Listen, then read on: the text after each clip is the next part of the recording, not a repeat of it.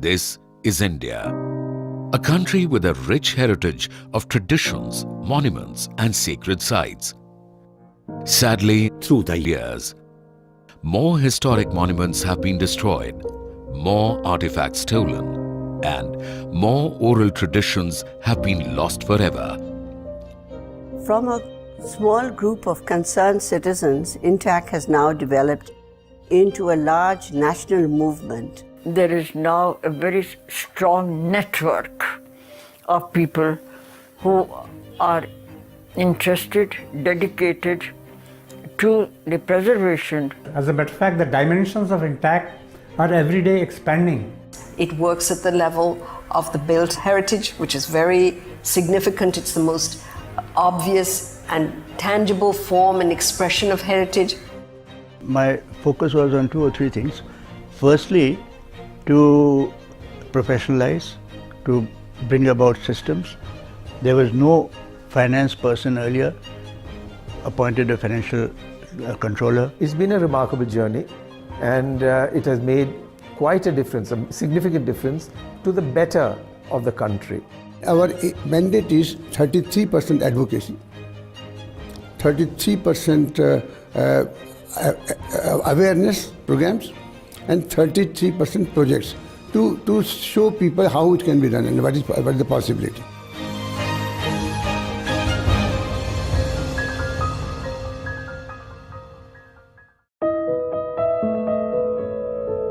The Indian National Trust for Art and Cultural Heritage, or Intach, was founded in 1984 to protect the thousands of monuments not listed under the Archaeological Survey of India.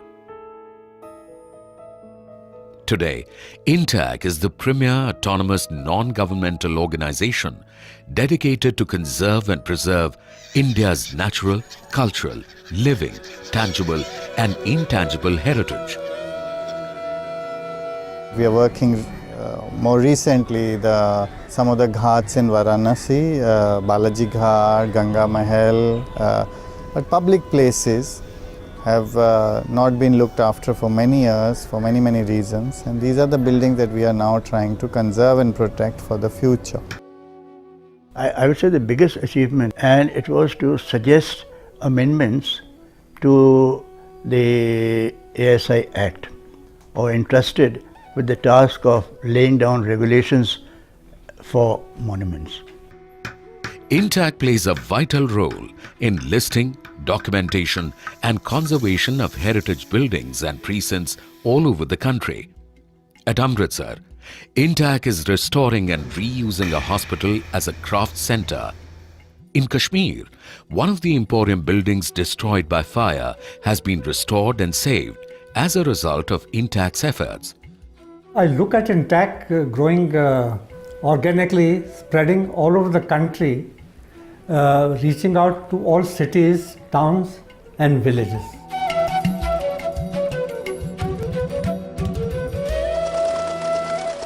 Intach has pioneered many heritage initiatives in Mumbai, like the Gateway of India, Victoria Terminus and the Afghan Church. The Bhavraji Lal Museum is an extraordinary project. We were looking for a place to set up an Intach conservation lab, and I found it in the most incredibly deplorable condition. With the Intach Material Heritage Division and with experts from Intach, we were able to do an amazing restoration job. It is where all forms of cultural expression can come and find a platform so that there's something in the museum for everyone to come to. The Art and Material Heritage Division of Intach was started in 1985. We focus on region-wise demand for conservation. For example, in South India, we have wooden objects, we have traditional Indian paintings like Tanjore, Mysore and things like that. At Lucknow Center, we are looking at paper conservation and manuscripts. Similarly, in Delhi, we are doing at oil paintings or sculptures or metals or wall paintings, you name it, and we do it. The Heritage Division of Intach has conserved and restored paintings of masters like Raja Ravi Verma, Amrita Shergill and contemporary painters like Souza and M.F. Hussain. This has been a challenge because of the different types of media used.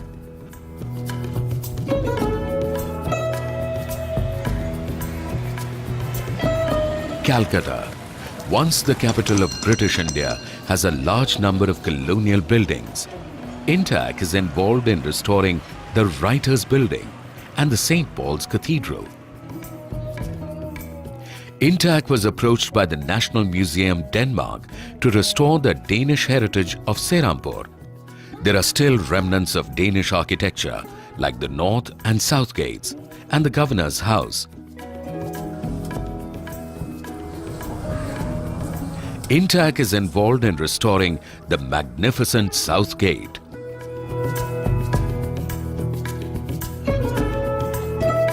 This is remarkable work that Intach has done.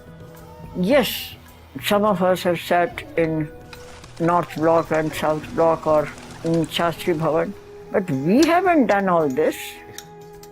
The work has been done by craftsmen.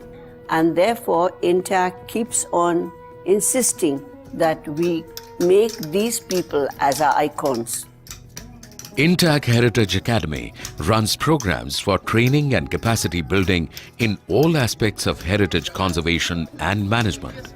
We have been doing a lot of work in the field, and now we realize that this work needs to be backed up with scientific research, with training opportunities. Intach works with traditional building materials and with traditional craftsmen and masons on their conservation project sites in a scientific, informed and structured manner.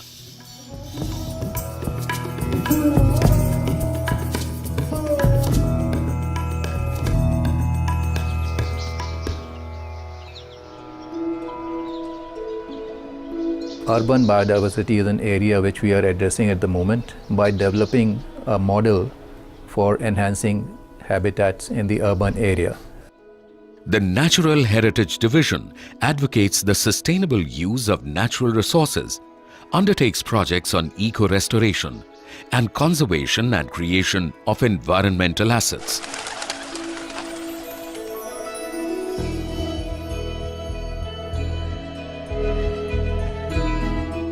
Till now, conservation was seen as a very tangible building-oriented entity. Intach transformed that and broadened the outlook from buildings to natural heritage, to material heritage and to intangible heritage.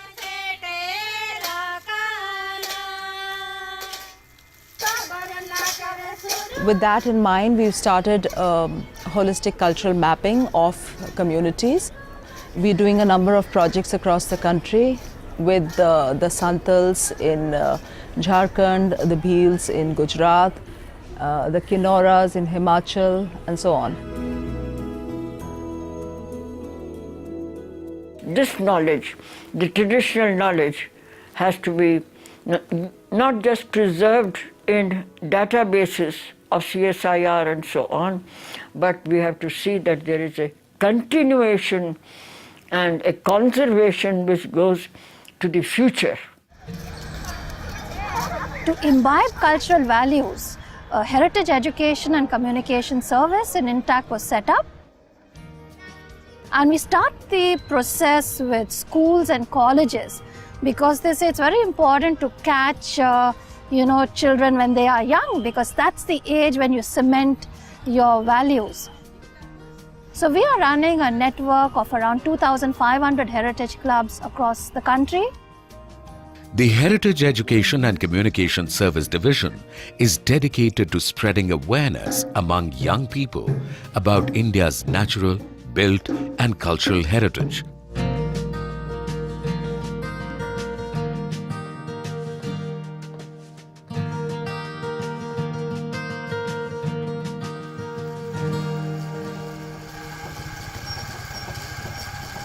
We have worked with many craft people all over India. So it's Jaisalmer, Chanderi, Gwalior, Raghurajpur. What we try and do is we hold design workshops so that we give them design input. We try and cut the middleman out so that the product reaches directly and they benefit mostly from it. Even UNESCO is now talking about traditional creative industries that could be used to revive the economy. So conservation could also be an economic generator, like in Chanderi or even Pondicherry. So as we go around in the town, you will see the French part of the town, which has a lot of beautiful buildings restored.